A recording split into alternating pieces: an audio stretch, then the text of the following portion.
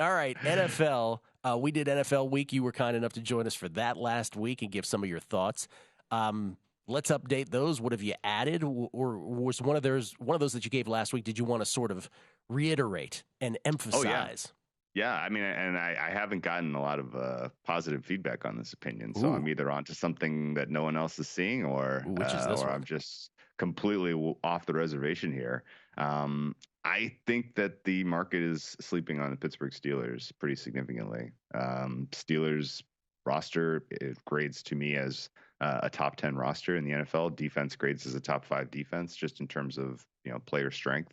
And I think using a pretty conservative number for Kenny Pickett, you're looking at a team that I think has very clear playoff pedigree in terms of rating.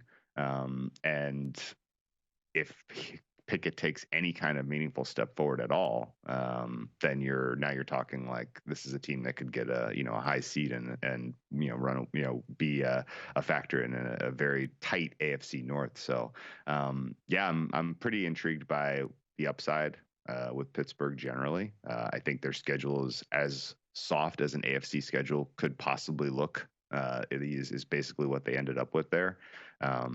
It seems crazy to say, well, yeah, you're in a division with 3 very, very good teams and you got to play them all twice. How could you have a soft schedule? Well, the sequencing actually worked out pretty favorably for them. They get, a lot of games to start the season at home, not doing a ton of travel, a decent amount of rest advantage through the early portion of their schedule. So I think the Steelers are going to be a bet on. I like them week 1 versus the 49ers. We really don't, I don't have a read still on who's going to be the starting quarterback in that game.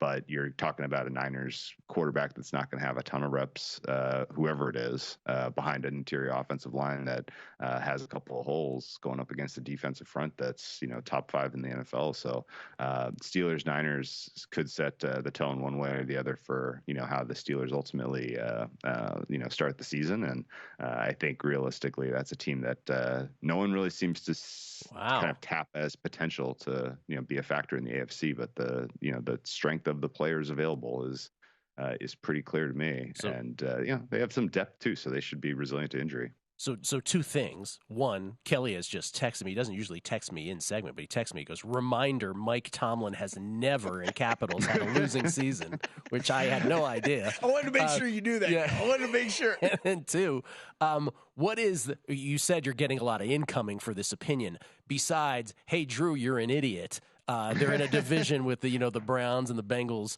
and the Ravens. What's the chief component of your argument that people have trouble with?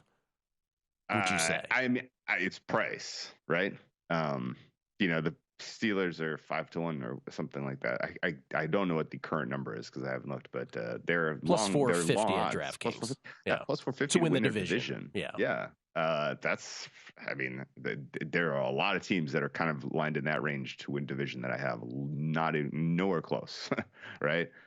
So this is,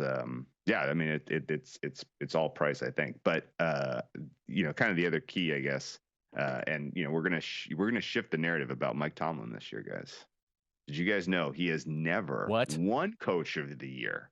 Despite having a winning record every single season. He's never won Coach of the Year, guys. Never won it. Wow. I'm just saying. That's a cousin. There's prices out there that are pretty good, pretty darn good.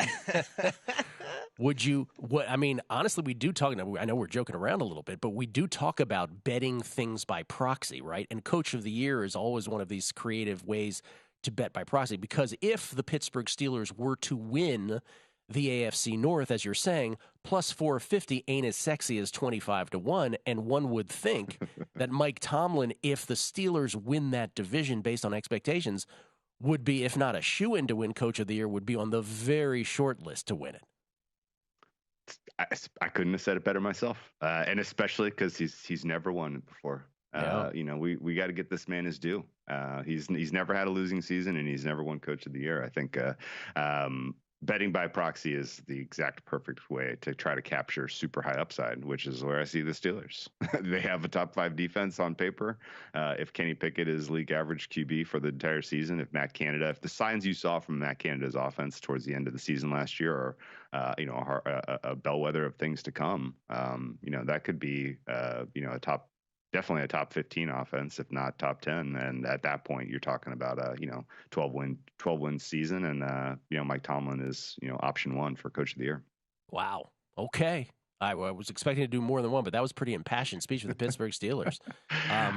I guess we don't have time for this, but I'm supposing you're also then part and parcel with that is you are less impressed with the other 3 teams in the division than the convention wisdom.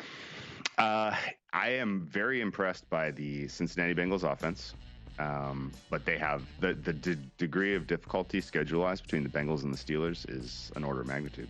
Yeah, I think strength of schedule combined with just a kind of more complete roster has me into the Steelers. Go to VSiN.com/subscribe to become a VSiN Pro subscriber today.